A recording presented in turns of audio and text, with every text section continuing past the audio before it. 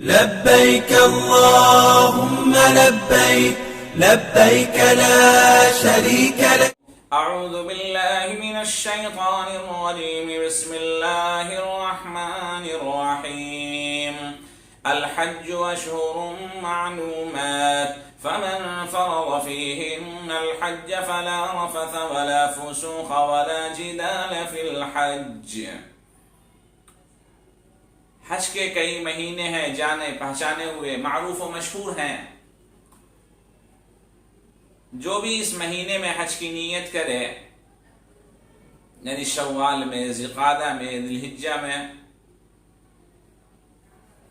فلا رفث ولا فسوق ولا جدال فی الحج، تو عورتوں سے نہ صحبت کا تذکرہ ہو، نہ جھگڑا لڑائی کسی سے ہو، نہ فسق و فجور کی باتیں ہوں.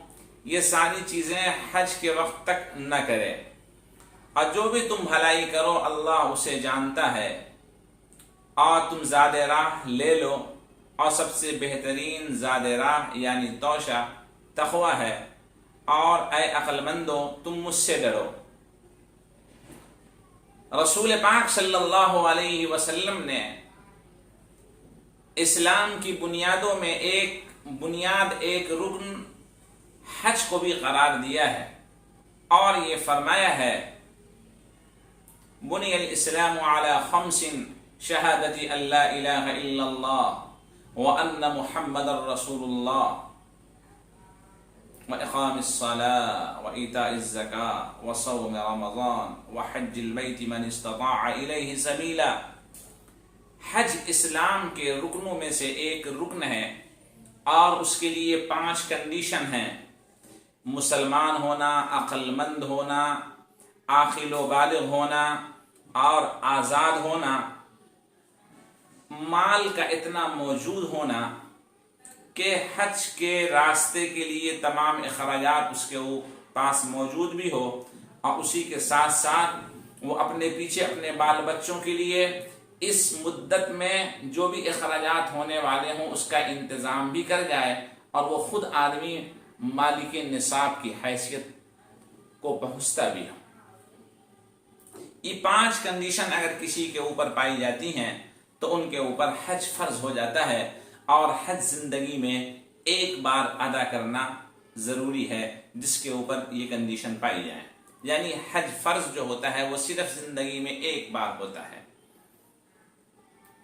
حج کے معنی قصد اور ارادہ کرنے کے آتے ہیں، اور مفہومی اصطلاحی معنی میں حج کہتے ہیں مخصوص مہینے میں، مخصوص حالت میں، مخصوص گھر کا طواف اور اس کی زیارت، اور مخصوص مقامات میں ٹھہرنے، وہاں کی زیارت کرنے کے ارادہ سے سفر کرنے، اور ان تمام اعمال کو صفا مروہ کے درمیان سعی کرنے، اسی طرح قربانی وغیرہ کرنے، کنکری مارنے، منی، عرفات، مزدلفہ میں قیام، یہ ساری چیزیں اعمال حج میں شامل کی جاتے ہیں. حضور پاک صلی اللہ علیہ وآلہ وسلم نے ارشاد فرمایا: من اراد الحج فلیتعجل، جو حج کا ارادہ کرے اسے جلدی کرنا چاہیے. ہو سکتا ہے ایسا وقت آ جائے، کوئی بیماری لگ جائے، راستہ مسدود ہو جائے کسی وجہ سے، جیسے آج کل کووڈ-19 یعنی کورونا کی ایک بیماری چلی ہوئی ہے. 2 سال سے حج کے راستے معمول نہیں کہے جا سکتے، اور وہاں پہنچنا ہر انسان کے بس کی بات نہیں ہے، مشکل ہے. گورنمنٹ نے وہاں کی پابندی لگا رکھی ہے. تو اسی طرح بہت سارے اعمال ہو جاتے ہیں جب انسان چاہ کر کے بھی حج نہیں کر سکتا. ہو سکتا ہے کسی بادشاہ کی طرف سے جو بہت ہی خطرناک ہو، جابر و ظالم ہو، اللہ کے راستے تک، اللہ کے گھر تک پہنچنے کے راستے بند کر دیے جائیں، یہ بھی ممکن ہو سکتا ہے.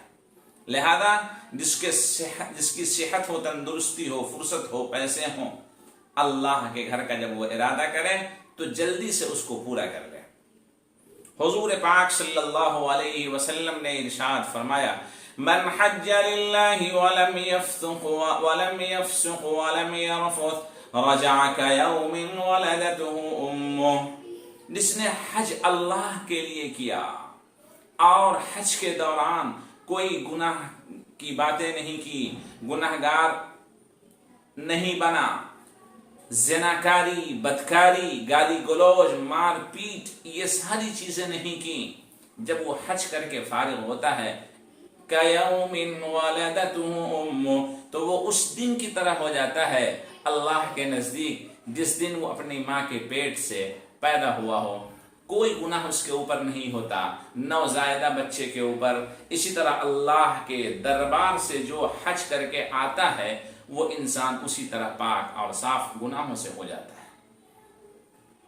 حضور پاک صلی اللہ علیہ وسلم نے ارشاد فرمایا،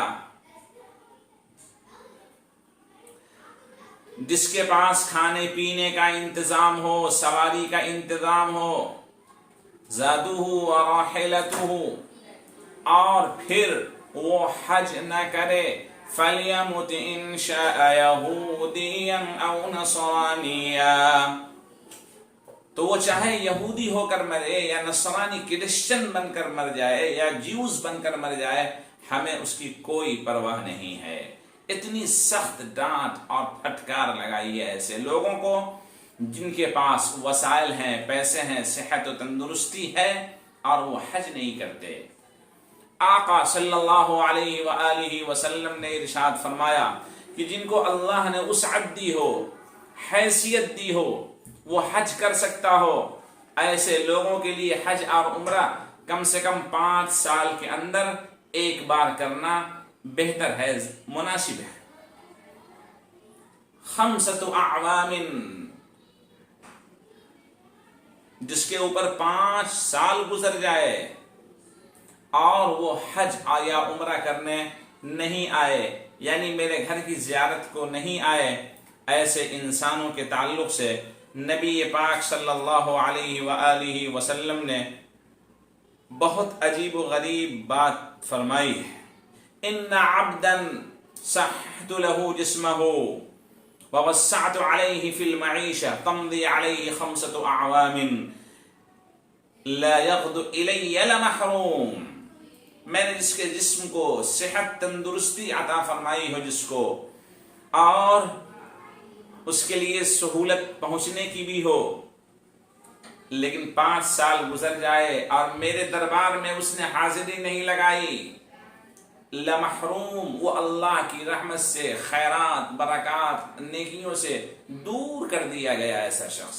لبيك اللهم لبيك، لبيك لا شريك لك